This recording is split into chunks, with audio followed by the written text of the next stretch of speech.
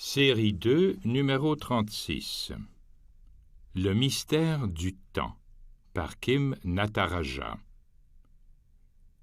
Il me semble que nous devons en définitive aller au-delà de toute forme de pensée, au-delà même de la Trinité, de l'incarnation. Tout cela appartient au monde des signes, manifestation de Dieu dans la pensée humaine, mais Dieu lui-même, la vérité elle-même, est au-delà de toute forme de pensée. Citation de B.D. Griffiths, OSB. Nous devons accepter de ne pouvoir saisir ni notre être véritable, ni Dieu par notre mental rationnel en mots et en images. Il est au-delà de tout discours, au-delà de tout concept, au-delà de toute pensée. Il est à la fois au-dessus de l'espace et du temps. Il ne nous reste que la notion d'être pur et on ne peut s'approcher davantage de Dieu.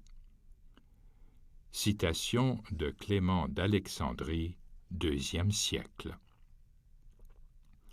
Non seulement la réalité divine est au-delà de toute pensée, mais elle est aussi au-delà de notre sens ordinaire du temps. Nous faisons parfois dans la méditation une expérience du temps différente.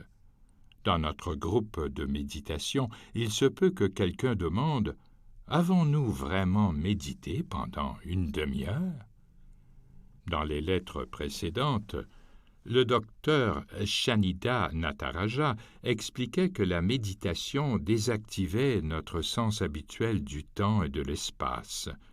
Les limites de l'espace et du temps disparaissent. On a un sentiment d'intemporalité et de reliance. Lorsqu'on sort de la méditation, notre mental habituel reprend le dessus et le temps normal réapparaît. Mais qu'est-ce que le temps? C'est une question qui a préoccupé plus d'un sage et d'un mystique. Il souligne que le temps, passé et futur, est un produit de notre mental rationnel. Il n'est pas une qualité constitutive permanente de l'ensemble du cosmos.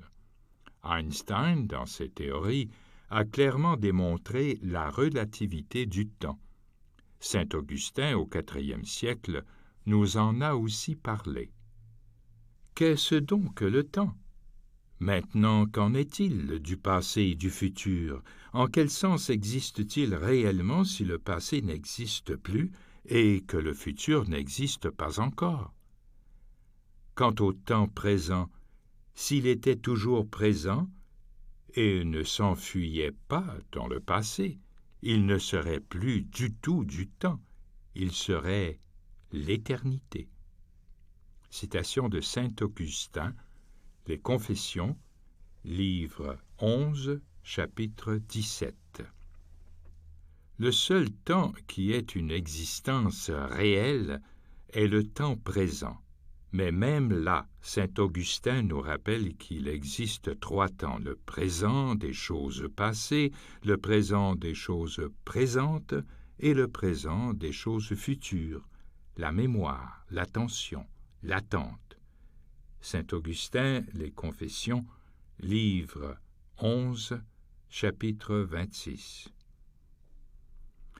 L'attention est la qualité qu'il décrit comme liée au présent des choses présentes. L'attention portée à notre mantra maintient notre mental dans l'instant présent. Nous abandonnons les pensées qui forment le passé, nos souvenirs. Ils ne sont que notre perception des choses passées. Il ne s'agit pas forcément d'images de ce qui s'est réellement passé, seulement de ce que nous pensons qu'il s'est passé ou que nous souhaitons qu'il se fût passé. Nous renonçons aussi à nos attentes du futur, nos espoirs et nos peurs. Ils ne sont pas non plus ancrés dans la réalité.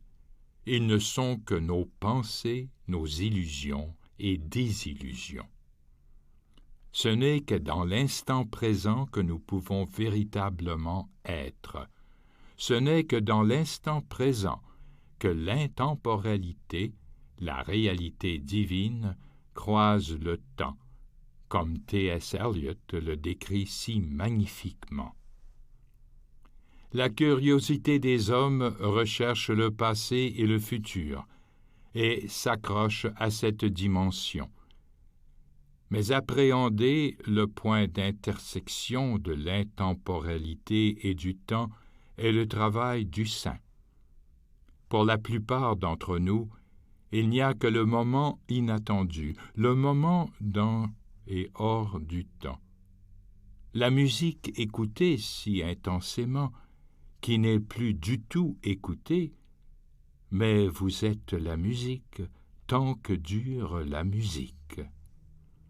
Il n'y a que des indices et des suppositions, des indices suivis de suppositions, et le reste est prière, observance, discipline, pensée et action.